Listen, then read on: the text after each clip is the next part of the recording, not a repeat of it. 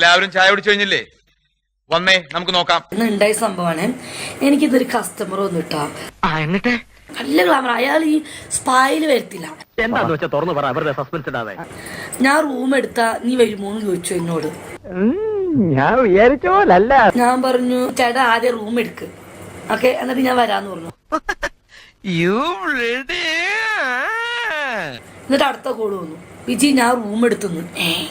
കന്നിമാസത്തിലെ പട്ടികൾ പോലും ഇത്ര ആക്രാന്തം കാണിക്കില്ല. ഞാൻ പറഞ്ഞു ഇത്രയും പൈസ വേണമെന്ന് പറഞ്ഞു, ഇത്ര എമൗണ്ട്. അപ്പൊ അയാള് നോ എന്നോട് പറഞ്ഞില്ല. പണം എനിക്കൊരു പ്രശ്നമല്ല. സ്പായിലാണെങ്കിൽ ഞാൻ കുറച്ച് കൊടുത്തേനെ. ഹോട്ടൽ റൂമിൽ ഞാൻ അങ്ങോട്ട് പോകണം, ഞാൻ നല്ല റേറ്റ് മേടിക്കും. അത് കൊച്ചമ്മ പറയാതെ എനിക്കറിയില്ലേ. ഓക്കെ തോന്നുന്നു. അപ്പൊ ഞാൻ ചെന്നു, ആളെ കണ്ടപ്പോ ഞാൻ ഞെട്ടി. മോളെ എന്ത് നല്ല ചെക്കനാ. ഒരുങ്ങിയിറങ്ങി എന്നെ കണ്ടാൽ അവനഴിയിലെ മമ്മൂട്ടി എന്നെ ആരും പറയൂ. എത്ര നാളായെന്നറിയോ ഞാൻ നിന്നെ ഒന്ന് കാണാൻ കൊതിക്കുന്നു. സത്യം. തല പൊന്തിക്കൂ ചേട്ടാ, എനിക്ക് നാണം വന്നു.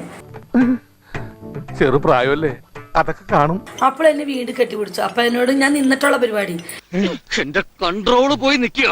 കിടന്നു കഴിഞ്ഞ മോനെ ആ ടർക്കി മാറ്റിയപ്പം കാര്യം എന്താ പറയണോ? ഞാൻ ആ ടർക്കി എടുത്ത് ഇങ്ങനെ വലിച്ചു മാറ്റിയപ്പോ എന്റെ കണ്ണുകളിൽ പോയേട്ടാ. എനിക്കെന്തോ പോലെ. ഈ കുപ്പിയുടെ അത്രം കാണും വണ്ണം. പറഞ്ഞ വിശ്വസിക്കോ? ഇല്ല. ഏകദേശം ഇവിടെ മരം കാണും. ഇത്ര ഇല്ല കേട്ടോ, ഇത്രം. വെളിയിൽ നിന്നുള്ള അണ്ടിയുടെ വരവോടെ നമ്മുടെ അണ്ടിക്ക് മാർക്കറ്റില്ലാണ്ടായി പോയി. ഞാൻ ചോദിച്ചു ഇതൊക്കെ ചേട്ടൻ്റെ പെണ്ണുമ്പള. അപ്പൊ എന്റെ പെണ്ണുമ്പള നന്നായിട്ട് കളിക്കും. അവൾക്ക് ഭയങ്കര ഇഷ്ടമാണ്.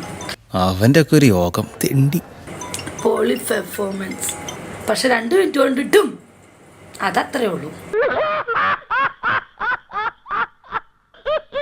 2 മിനിറ്റത്തെ കാര്യമുള്ളൂ. അത് സത്യം തന്ന വേണ്ടി ഞാൻ പറയാലോ. നാശമാക്കും.